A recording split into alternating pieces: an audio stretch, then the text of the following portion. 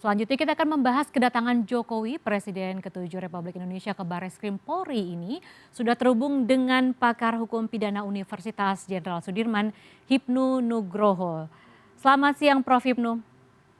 Selamat siang, Mbak Lia. Ya baik, kita terima kasih telah bergabung dengan CNN Indonesia News Hour. Kita sudah tadi saksikan bersama-sama kedatangan Presiden ke-7 Republik Indonesia ke Barreskrim Polri terkait klarifikasi terkait dengan tudingan ijazah palsu. Tadi juga Jokowi sudah memberikan keterangan bahwa ia sebenarnya sedih ketika kasus ini terus bergulir begitu. Tanggapan Anda, Prof?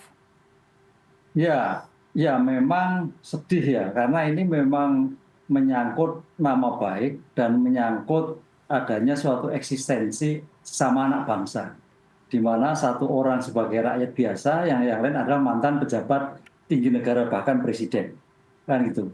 Tapi karena ini sudah masuk proses hukum dan laporannya adalah dugaan penggunaan ijazah palsu, ya Barreskrim sekarang sedang bertindak mau tidak mau karena konsep hukum harus berjalan atas laporan warga masyarakat.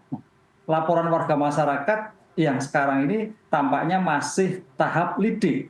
Kemarin kalau nggak salah Bang Roy diperiksa sebagai klarifikasi atas laporan, kan gitu kan. Sekarang terlapor Pak Jokowi juga diklarifikasi atas tudingan penggunaan ijazah palsu. Nah, oleh karena itu nanti dari beberapa pertanyaan klarifikasi ini akan meningkat apakah ini ada pidananya atau tidak, kan itu loh. Kalau memang nanti ada pidananya, ya naik ke wadah penyidikan. Tapi kalau tidak, berarti tidak akan diteruskan. Tapi tampaknya kalau kita melihat sudah sampai ijazah sudah diberikan pada Barreskrim untuk sebagai dasar palsu dan tidak palsu, ya mau tidak mau karena itu suatu delik umum harus berlanjut dalam suatu persidangan. Begitu, Mbak. Baik, dari kacamata Anda, Prof. Hipnu, apa yang membuat kasus ini terus bergulir? Ada pihak yang mengatakan bahwa ya sudah buktikan saja palsu atau tidak, kemudian dilanjutkan. Kalau Anda melihatnya seperti apa? Mengapa ini terus bisa bergulir? Ya, karena ini merupakan delik umum. Ya, delik umum itu delik yang harus diketahui oleh masyarakat adanya dugaan kepalsuan yang kemudian warga masyarakat melaporkan kepada pihak berwajib. Dan ini tidak bisa dicabut, terus berjalan. Mhm. Lain dengan kasus yang terkait delik aduan. Kalau delik aduan diteruskan atau tidaknya tergantung pada pengadu. Nah ini Pak, yang kemarin yang Pak Jokowi mengadukan ini tergantung Pak Jokowi. Tapi kalau ini tidak, karena dugaan terhadap penggunaan ijazah palsu. Oleh karena itu, mau tidak mau karena sudah suatu proses hukum saya katakan tadi, sulit. Pertanyaannya apakah mungkin dimediasi? Ya saya kira tidak semudah itu, karena suatu delik umum. Yang mungkin dimediasi adalah terhadap penghinaan. Itu baru bisa mediasi.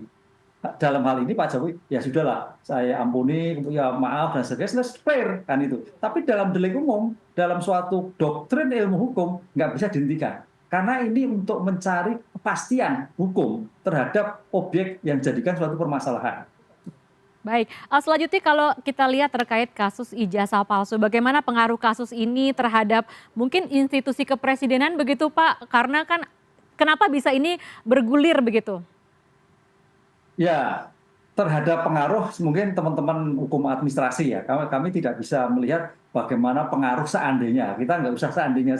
Mhm. Itu teman-teman administrasi bisa menilai apakah sah atau tidak. Saya tidak melihatnya seperti itu ya. Ya. Karena saya sebagai orang pidana, jadi hanya melihat sekarang ini dugaannya itu betul atau tidak, kan itu. Kalau memang betul ya berarti ada dampaknya, kalau tidak betul berarti ada dampaknya terhadap para yang melaporkan yang sekarang ini. Oke, Pak, banyak orang yang mengatakan bahwa kenapa tidak dibuktikan dengan memperlihatkan ijazah. Apakah itu perlu dilakukan atau tidak, Pak? Ya, ini memang suatu proses hukum itu suatu yang dari hulu ke hilir.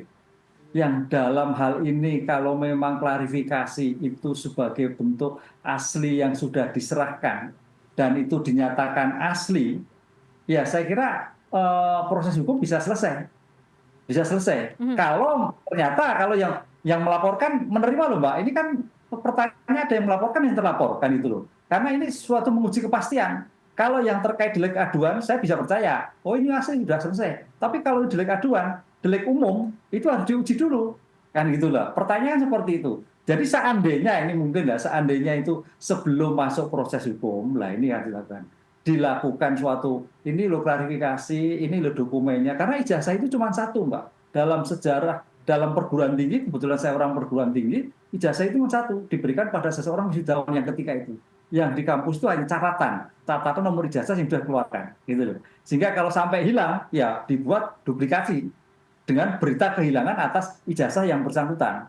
Nah, ini yang menarik. Oleh karena itu memang harusnya dulu-dulu itu segera loh mungkin ya. Tapi karena ini sudah bergulir terus ya menyangkut wah banyak pihak lah. Kita kan hampir beritanya seperti itu ya. Mau tidak mau sebagai bentuk eksistensi kepastian hukum, lab forensik kalau nggak salah kemarin akan diuji lab forensik terhadap Baris Krim Polri itu akan menjadikan kepastian hukum tentang ijazahnya sehingga tidak timbul di kemudian hari. Takutnya kalau tidak diselesaikan akan timbul di kemudian hari berkepanjangan. Gitu, Pak. Artinya saat ini sudah terlambat untuk menunjukkan apakah ijazah ini palsu atau asli begitu, Pak?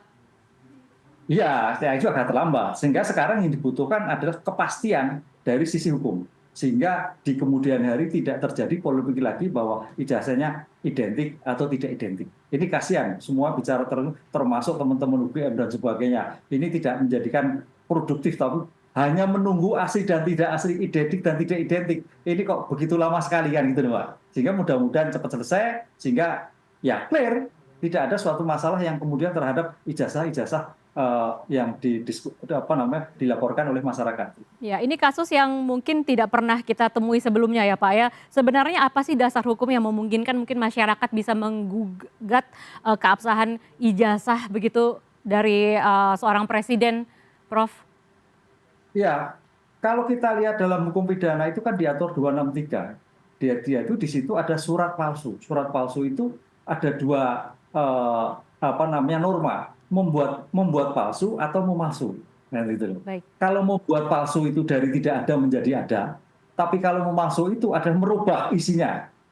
Nah, perdebatan yang kita lihat di dunia media kan isinya, kan itu loh.